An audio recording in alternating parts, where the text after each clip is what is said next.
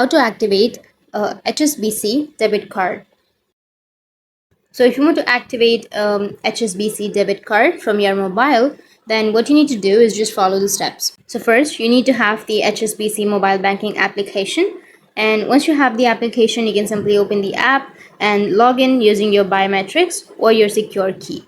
Once you've logged in, you just need to simply tap on the account for the card you want to activate. And you need to select the Manage Cards option. And under Manage Cards, you need to go with Activate Card. You need to select the Activate Card and choose the card in the question. After that, confirm and your card will be ready to use. And if you want to activate it with online banking, then it's the same process. Head over to the HSBC website and sign into the online banking. Go with Manage and select the Activate Card option.